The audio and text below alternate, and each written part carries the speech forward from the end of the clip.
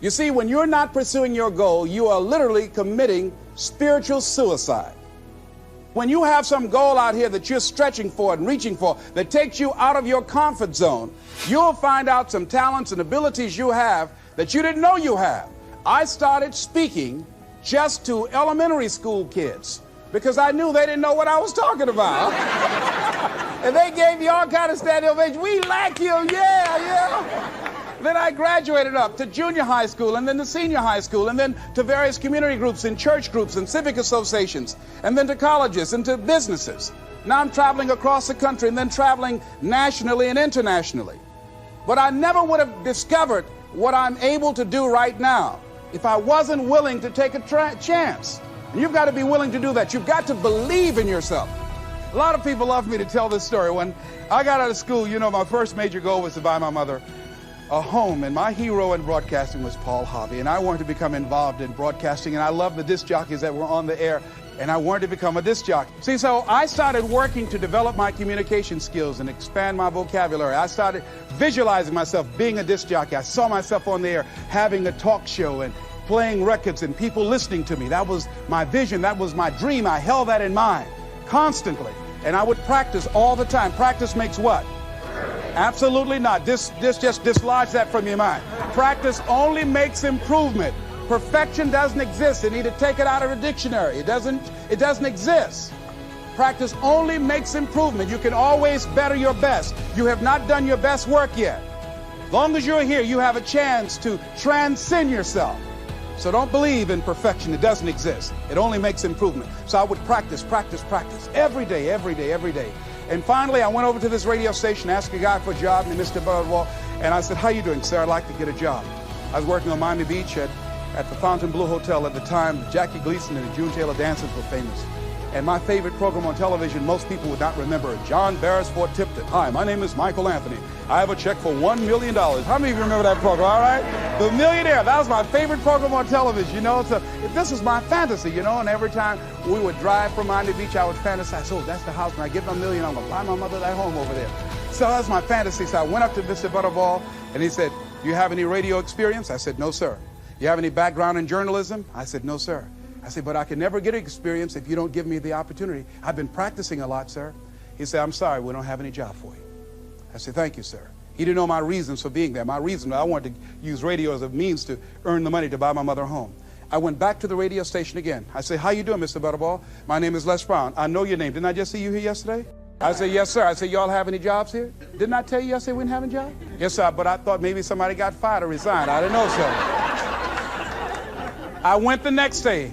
How you doing, Mr. Butterball? He said, yes. And I just didn't take it personal. How you doing? So y'all have any jobs here? Didn't I just tell you yesterday and the day before we didn't have any work? I went the next day, showed up like nothing was wrong, like I saw him for the first time. How you doing, Mr. Butterball? Y'all have any? He said, boy, make yourself useful. Go get me some food.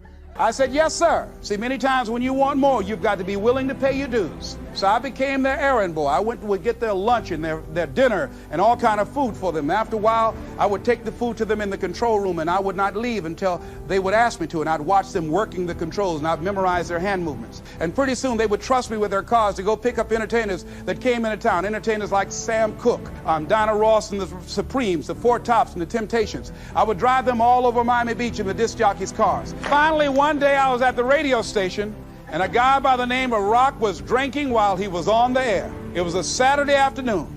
I was the only one there. None of the other jocks were available, and I was looking at him through the control room window. Pretty soon the phone rang. It was the general manager. I said, hello? He said, Les, this is Mr. Klein. I said, I know. He said, Rock can't finish his program. I said, I know. He said, would you call one of the other DJs to come in? I said, yes, sir. I hung the phone up. I said, now he must think I'm crazy. I called my mom and my girlfriend, Cassandra. I said, y'all come out on the front porch and turn up the radio. I'm about to come on the air.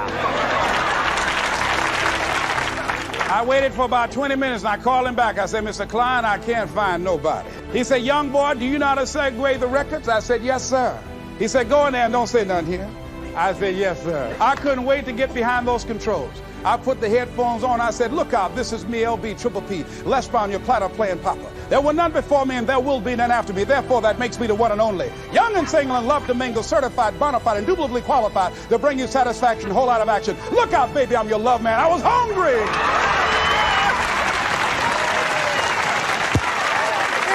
feel better when you are able to have charge of your destiny, doesn't it? Gives you a good feel. Gives you choices. You can do more things. Living a dream, changing your life is hard. It's hard when you lose all your money, when you've given it the best that you have, when you have some major setback. It's hard. When a doctor looked at me and said the three horrible words no one wants to hear, "You have cancer." It was hard to mobilize my mind and spirit, to listen to tapes and music and read scripture and be around other people and seeking out other prostate cancer conquerors to believe that I could do this. It was hard. Never forget, my son said, "Daddy, are you going to die?" "Why are you asking me that?" "You're not going out much. You're not the bubbly personality that I know you to be. You're not talking much. You're spending a lot of time in the room by yourself, Dad. Are you going to surrender? Are you giving up? Are you going to let that doctor's opinion become your reality?" "Will my daddy see me graduate?" Yes, son, yes. I'm going to fight. No, I don't think it's my time yet. I'm going to see you graduate, but more than that, I've got some other things that I'm going to do with my life. And I thank you for asking me that. But I must tell you that I'm scared. I'm scared. And I've never been in this situation before. It's been easy for me to talk to people and encourage people when they've had challenges in their lives, but it's me. And I don't feel less than a man in admitting this to you. Yes, I'm scared. And I need some help. See, life is hard, and there are some moments in life when you're going to need some help. You're going to need somebody to speak to you. You're going to need somebody to say something to you. I have a friend of mine, Willie Jolly, who's a motivational speaker. He said a setback is a setup for a comeback. I had to listen to Willie's tapes. I have another friend, Kevin Brace, who's a speaker. He said, "Les, come on, man, you can do this. You can make this happen. You can hit a home run. It's a done deal. You are Les Brown. That cancer's got to get out of your body." I said, "Talk to me, Kevin. Talk to me." That's what I need to hear. I needed to hear those words. I don't care who you are. Many people won't allow themselves to ask for help because of pride. Pride cometh before a fall. Because of ego. Ego means edging God out. No, ask for help.